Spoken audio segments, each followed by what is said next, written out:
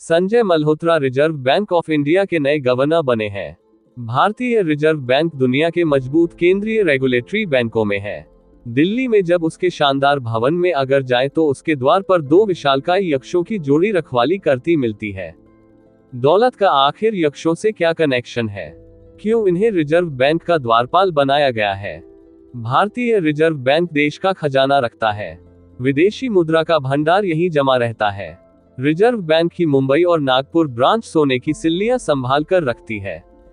तो दिल्ली का reserve bank दरअसल पूरे देश में मुद्रा रेगुलेशन और नीतियां बनाने के साथ भारतीय बैंकों पर निगरानी का काम करता है। विदेशी मुद्रा विनिमय का काम भी यहां से होता है।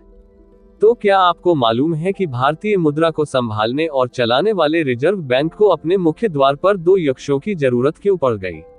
ये यक्ष कौन है और भारतीय समृद्धि और दौलत में वो क्या मतलब रखते हैं?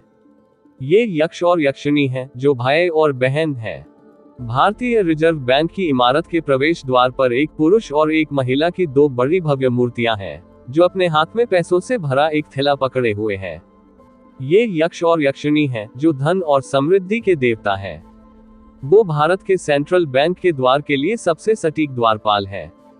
दिल्ली के रिजर्व बैंक ऑफ इंडिया के द्वार पर बाहर ये बड़े आकार की प्रतिमाएं 1960 में स्थापित की गई थी।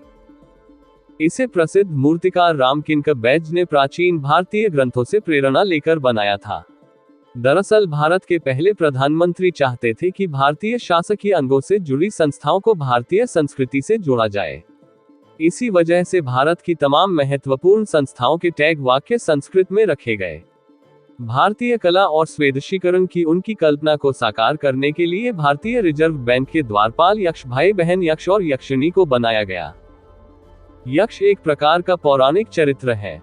यक्षों को राक्षसों के निकट माना जाता है, यद्यपि वे मनुष्यों के विरोधी नहीं होते जैसे राक्षस होते हैं।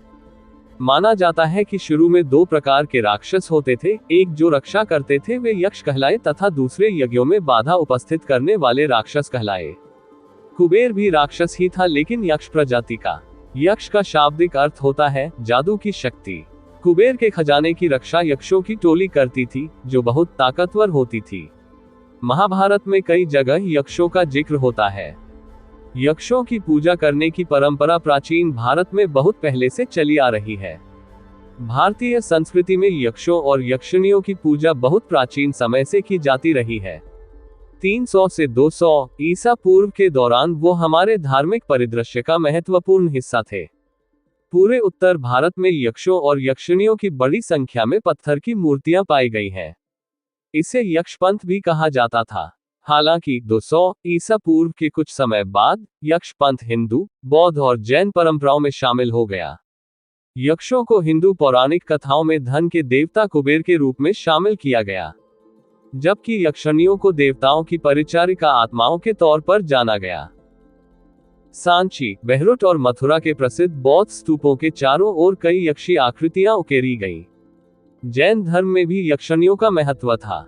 24 तीर्थंकरों में हर एक के साथ एक यक्षी जुड़ी हुई थी, जिनमें सबसे प्रमुख अंबिका थी, जो 22वें तीर्थंकर नेमिनाथ की यक्षिणी थी। जैन गुफाओं और मंदिरों में यक्षिणियों की कई नक्काशी और मूर्तियां पाई जाती हैं। हालांकि जैसे जैसे समय बीतता गया, यक्ष और यक्षिणियों को नकारात्मक तरीके से भी लिया जाने लगा। इन्हें अक्सर दुष्ट आत्माओं के रूप में चित्रित किया जाता था। अब भी अगर देश के संग्रहालयों में जाएं तो उनकी आत्मकद मूर्तियां देखने को मिलेंगी। दक्षिण में केरल में यक्षियों ने अधिक दुष्ट रूप धारण किया। अक्सर उन्हें महिला पिशाच के रूप में चित्रित किया जाता है, जो अकेले यात्रियों का शिकार करती है। ऐसा माना जाता था कि अप्राकृतिक मृत्यु से मरने वाली युवतियां यक्ष बन जाती हैं।